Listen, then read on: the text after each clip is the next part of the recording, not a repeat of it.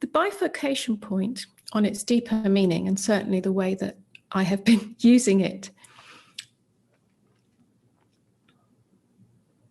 is precisely the intensification and the exhaustion that perhaps you are describing or feeling. It's the point, it's like a pressure point inside consciousness, inside, experience, your experience, where it simply cannot go on in the same trajectory.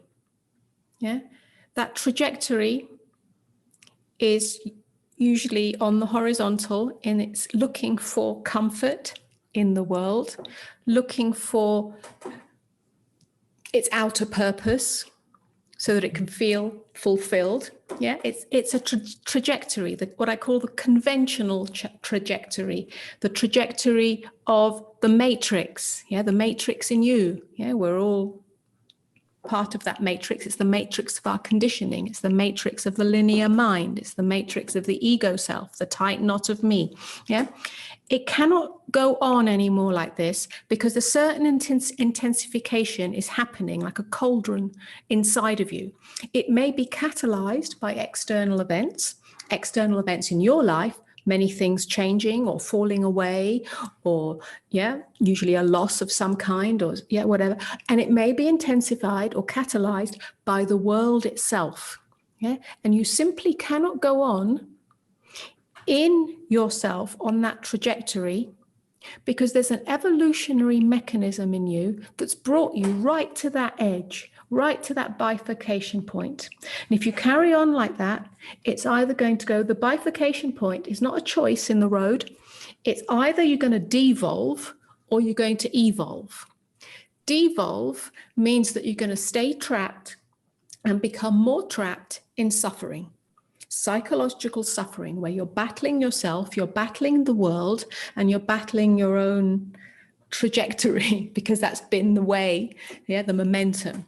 There's no more fulfillment in that. There's no more satisfaction in that. There's no more safety in that. There's no more comfort in that. There's no more growth in that.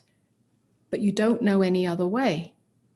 Or maybe you've had a glimpse, or you've got an inkling or an intuition, but it hasn't fully been born in you. That rebirth has not fully happened. That's the bifurcation point. So either you carry on being trapped in that, which creates more suffering, or something shifts inside. That is the shift into, I can say this in a million ways. It's a shift into the verticality of being here, which is what I'm saying or pointing to when I speak of open awareness. An open awareness that does not cling to seeking comfort, seeking security, seeking outer purpose. It stops. It's a stop in the movement of that seeking mechanism. Then something changes. You can't decide. It's not a decision from the self. It's not a decision from the willfulness, but you can be willing to die into it, moment by moment. Every time you experience that crunch point, that bifurcation point, that is your invitation. It's not a one-time decision. It's not a one-time willingness. It's over and over again every time it arises, because the old way, that momentum, trajectory that I'm describing is deeply ingrained. And then you come up to it, and then you come up to it, and it'll take you deeper and deeper and more into an existential bifurcation point. which is the death of the self, the death of the me, I should say. Yeah, it's a better way to describe it. The death of the me that is seeking anything in the world of form. And out of that arises your true purpose, your expression, your the individuation and the unique expression of your life. And actually it becomes easier. In the meantime, there is a kind of waiting that happens. Yeah, the liminal state that you speak of, the waiting without forcing, without striving. It's like a shoot.